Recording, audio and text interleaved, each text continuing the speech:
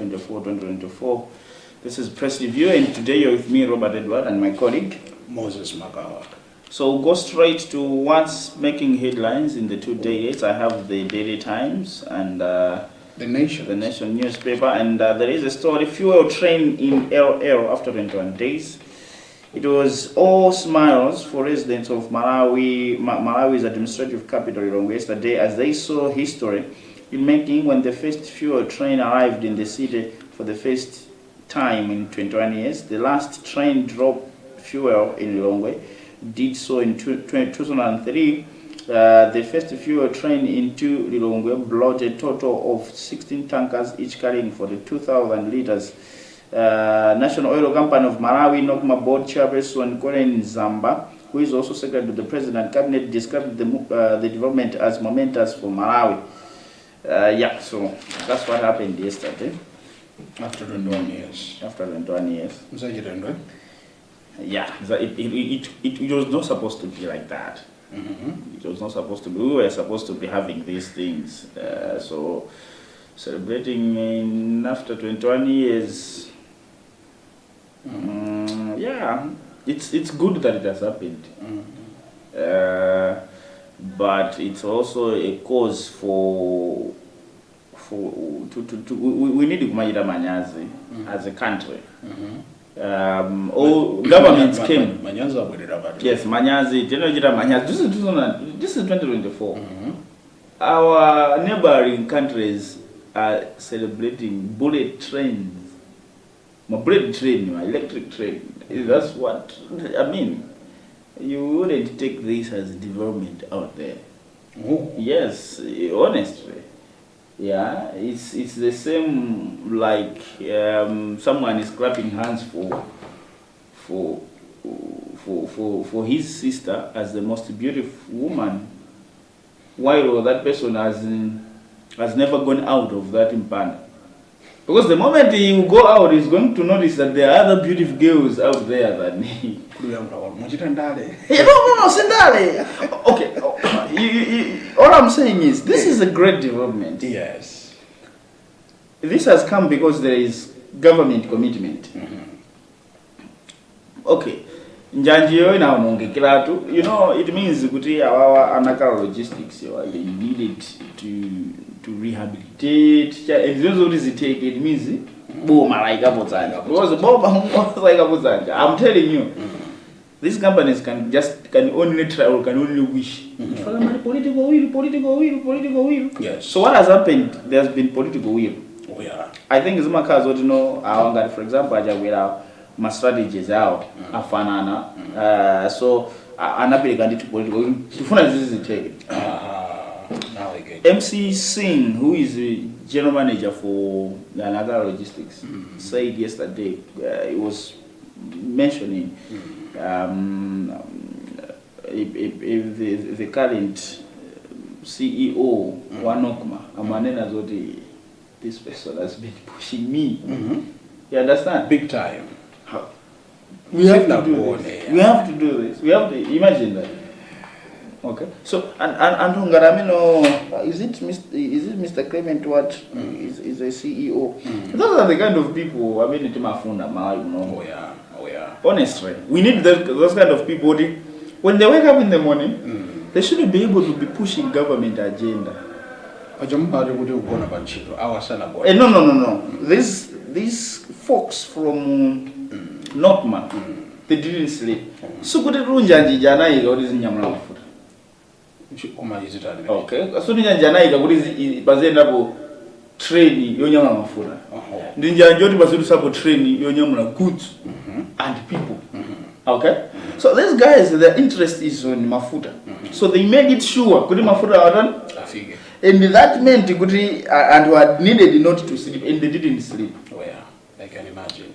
Another person is the Minister of Transport. Okay? It means that for the first time in 21 years we have had a Minister of Transport. From before Ajago Haraja, we had I don't know what to call that person who was called the Minister of Transport.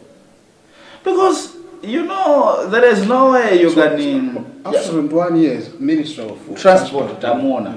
Hey, Ajagubara is the Minister of Transport after 21 years. You understand? So you see him and this guy this is what it means. Yeah. You know, you must be able to deliver. Yeah. I wonder and told you if they can be giving advices. It's okay. It makes me believe good. Or other cars good. Ajagwera, advice. Pankani is transport. I think this Minister of Transport can be able to give good advice. Beautiful. Okay? Beautiful. Because, you know, the president must be confronted with realities that are possible, you know. But there are some realities that are impossible. And there are systems that makes them to be such. Command by realities, they are possible, but you don't need to be lazy. So, you know, I really like the development. Komano, you know, listen, it's not as if you could. You know, the break is muntu unabadwa unakula ukungokhala mumpanda so natuke kunja. The most beautiful people you know in your life, they are the ones you see. Oh yeah. Okay. For but try to go out. That's when you see. Oh, I wasn't there. You understand? So we are in a global village. Yeah, sure. Today we cannot be saying Jagwera delivers in the we are talking people.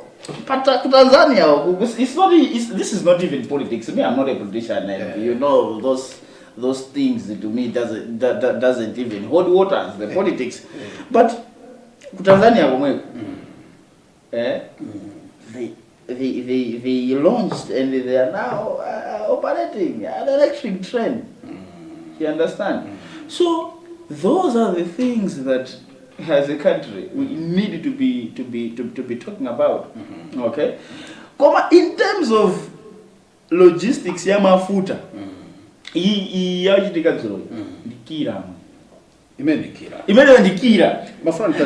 I was if this country had politicians and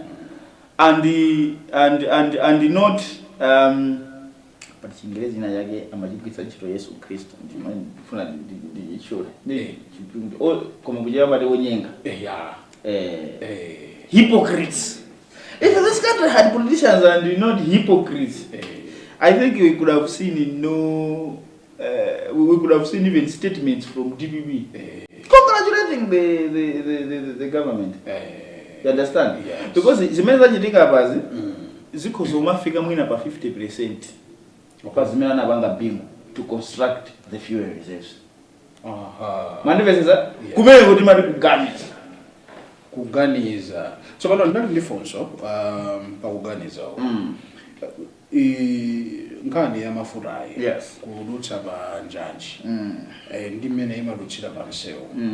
Oti matensewu bebase. Yeah. Ndemu kuti chimene cha sintha lene bali. Chimene chisintitse ngani. Number 1 zimafuta zambiri. Mafuta ambiri. Ababa we are talking about 16. Yes, we are talking about 16 tankers coming at once. Each carrying 42,000 liters. Ndiye magari matanka laji. Yes. Maandandi kichuni. Okwana 16. Komano at this time angubira bakamosi. I see. I see. And according to the officials, this is just the beginning. All pano akurabweresa millions of liters on a longer nakasi inali inaugural. Yo yamba, you know. Njanji yo ayi wangandisa karangu bweresira tu chachitali. Aoneka safety yake. Yes. So this is inaugural. It means kuti mafuta awo azibwera komano mosavuta. So this is what it means. Komanso kuti achika mtengo eh? There is zimene anthu ambo mafuna mapotoza anthuzo. Kutsika mtengo kwa mafuta is kuti a lot of things involved. So it's not even that automatic. In fact, it has got no connection with kutsika mtengo kwa mafuta. Koma ndikhozonena kuti zili ndi kuthekera kopangisa kuti mafuta awasakwereso. Okay. You understand? Zili kuthekera kopangisa kuti mafuta awo sangakwereso. Meaning kuti zinthu zina zimene mapangisa kuti mafuta azikwera ndi nkhani ya transport. Road transport is expensive. It's expensive, yeah. And it has got a lot of risks.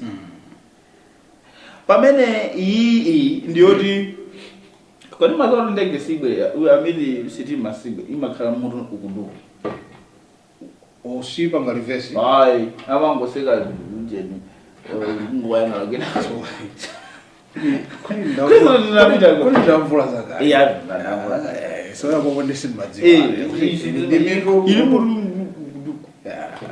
so this is a very good development. It's a good development. Komano musa sigelele mwangamba kukamai. It's the same as celebrating that in the country we have installed my ATM. Maududera machine. No, that is Kusarira because now the country moved. I mean, the world moved from there. But the world is cashless. You understand? But the world is in fact it went cashless. You can spend a month kulandira salary mpaka salary chakuzacha without touching it in your hands. You'll be going to shop ukagoya mafuta without cash. Mai kwanza twana Indeka. If I could kunokoso kumala kunoso zikuchitika zati. So kumana zota aya ineyo ndenda tsogola panopa ndo macho maiga mano pa ATM. That's what is happening in this. They want to move the character from there. It just shows how lagging behind you are as a country. You understand? Yeah. So if tukurampura mbali zose poyamigira hapo ndi hapo tugamira, this is undisputed. As I said, the brilliance in this sector ya energy, especially mafuta, inayamika ndi Bingu. Yes. Marem Bingu, Professor Bingu Mtaika, when he constructed maujeni aja anokimaji kuyamba ndi kumanga ma fuel reserves. Yes. Manifesta that was brilliant. Kuri muone pamena anaimika anaika ko nokimanga ndi kulonga kuno nokimadepo.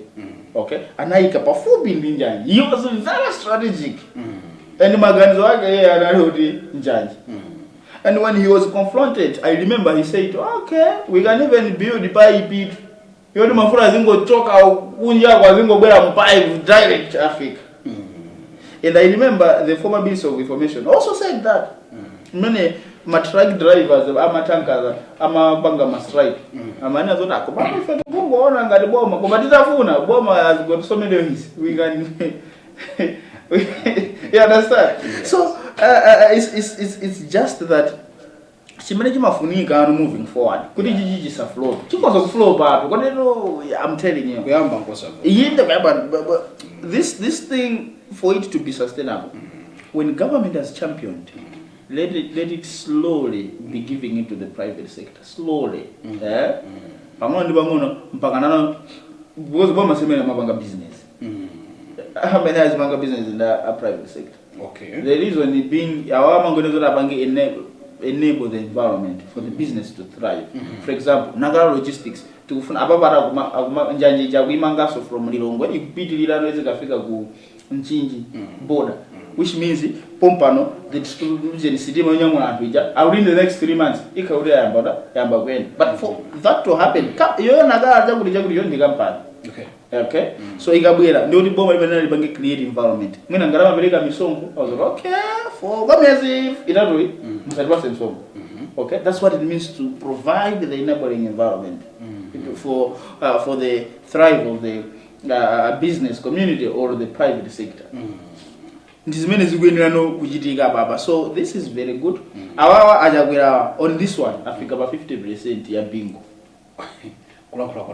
Yes, on this one, as I said, wachaya. Okay. Achaya wabas.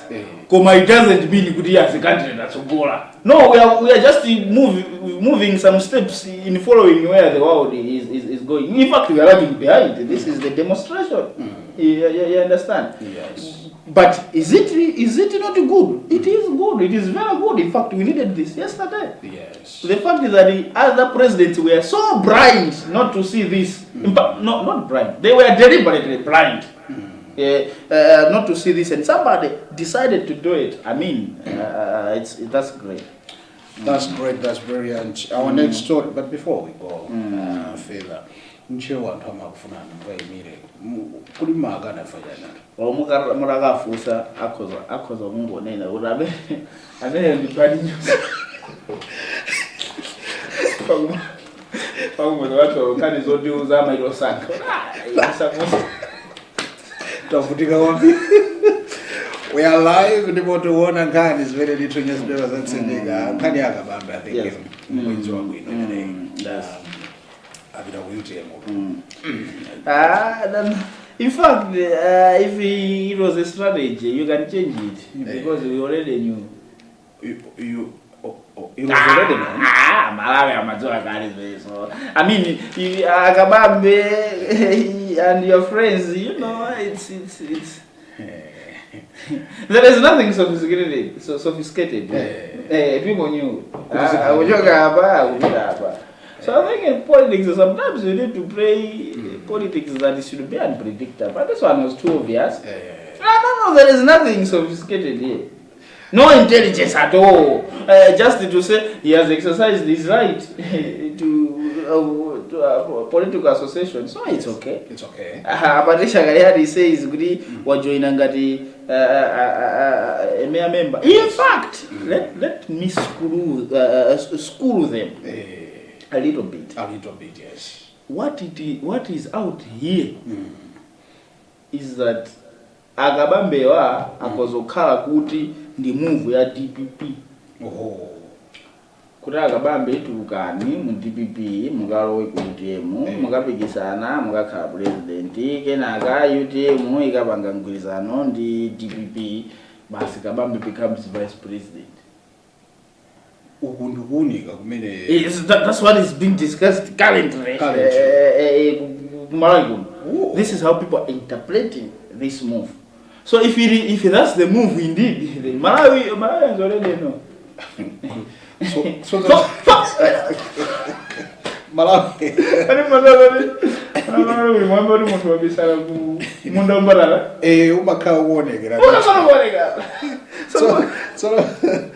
Bambo Edward, mafuta ufisadi bamono.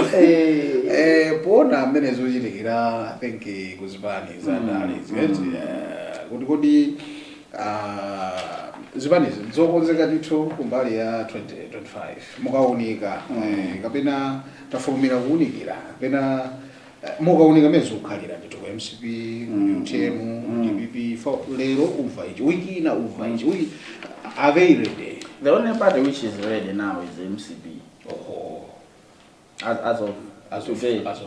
The only party which is ready and they mean business for the election or reclaiming the power is MCP, in my view. Okay, in your view. In fact, unfortunately, the only party which is ready. Because if you go I don't even know how to ask. Okay, he said he's UTM anyway. The vice president. You know, he speaks Arankula, Aloira. Akariati, Arankula, Aloira. They will include a minister. Minister and Mugabe before UTM. Oh yeah, I know that. So you are just what is now so Kamurungu Kaos. Mbaliao. So divided in 3. You understand? In fact, the boarding got into Amakura, but even Zulosi, and so if you go to DPP, despite the fact that the former president, Professor Luntha is using one of the rules in the 48 rules of power, which is withdrawing and remaining silent to reclaim your relevance. Apart from that, from Professor Arthur, and apart from the fact that people can vote out of excitement, excitement. Just out of excitement, and not even is really making a decision. No. I think in Peter.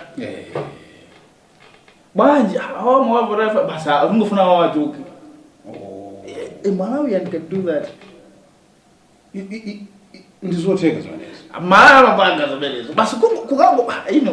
So there is no any other reason and explanation. Not even because it's his or her right. No. You say, no go for our joke.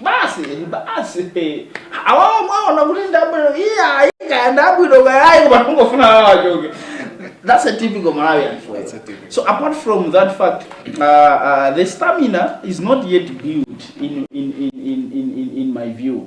I mean, they are that strong in our MCP as it stands, but that's as of today. As of today. We know maybe there could be my political alliances and this Nazambi and Ndikugalanya, MCP Magalanya, you know, MCP different Mujitsego, Ndikugalanya, Moteli, Basu, so Bagasha, Jani, you know, is a lot of things that bring public anger within individuals.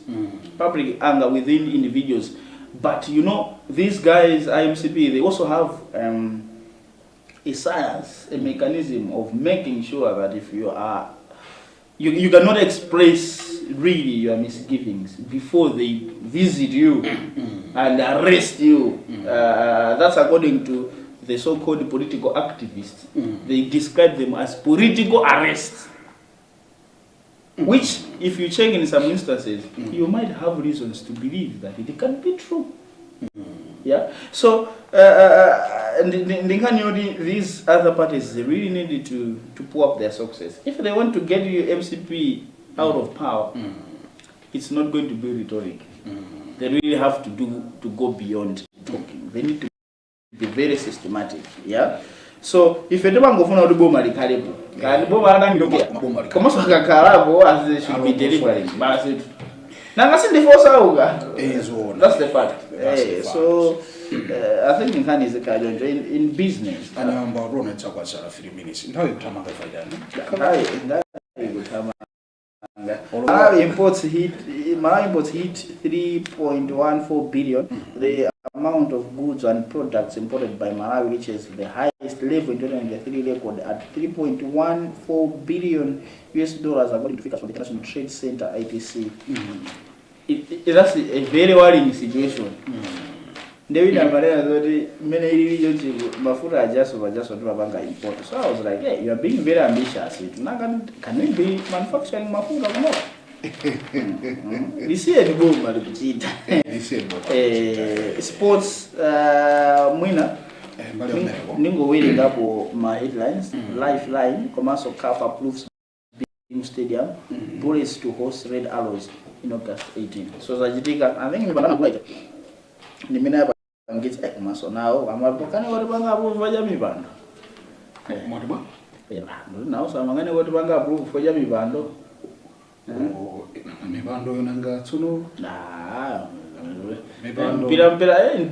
football itself is entertainment enough. Football itself is entertainment enough. The game itself, it's entertainment enough. Why do you need? We can do that later. You know, make sure I'm going to but it's good development. Is it better? And then Moses Magawati Muyamigeza to Yamgani Yambo Mamaki and Nandi Chikulida Bano. Robert Edward. Mokalense Golobana, Mokamadonse Baba. Nangomva kuti announcement ya ma results kuja ku ma results awa makansala ituluka lero ndi Timva. Timva. Mokalense Golobana.